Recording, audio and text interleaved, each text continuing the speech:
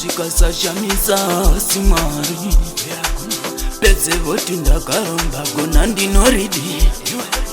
pandinoinda kumbungo kunonamata zedzainyasha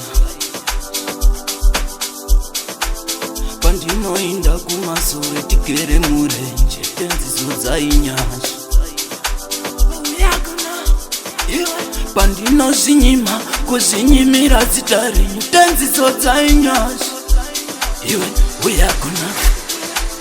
kana muneni achandikurira ndiani pakuronga zveupenyu achandikurira ndiani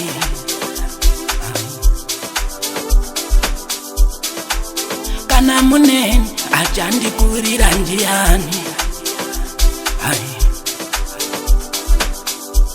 pakuronga ramangwana achandikurira ndiani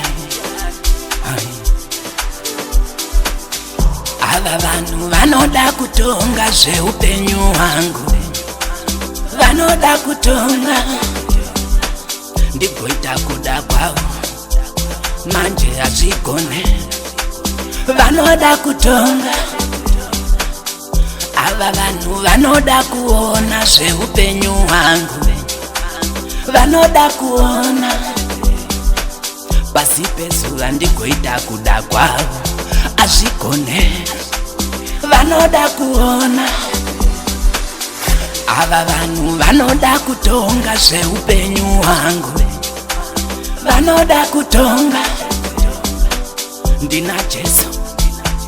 weNazareta hazvigone vanoda kutonga ava vanhu vanoda kuona zveupenyu hwangu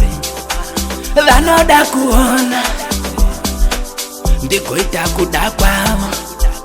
bodo ndina Jesu vanoda kutonga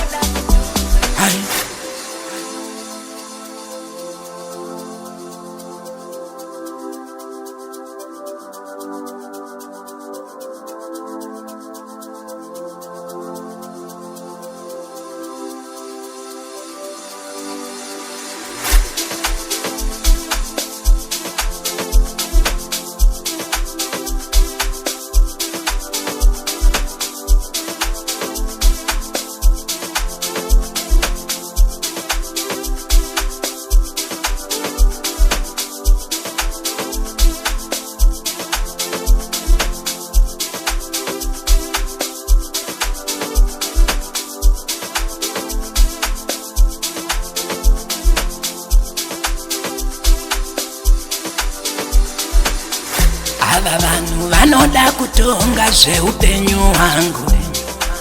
vanoda kutonga ndigoita kuda kwavo manje hazvigone vanoda kutonga ava vanhu vanoda kuona zveupenyu hwangu vanoda kuona pasi pezuva ndigoita kuda kwavo hazvigone vanoda kuona ava vanhu vanoda kutonga zveupenyu hwangu vanoda kutonga ndina Jesu weNazareta hazvigone vanoda kutonga ava vanhu vanoda kuona zveupenyu hwangu vanoda kuona ndigoita kuda kwavo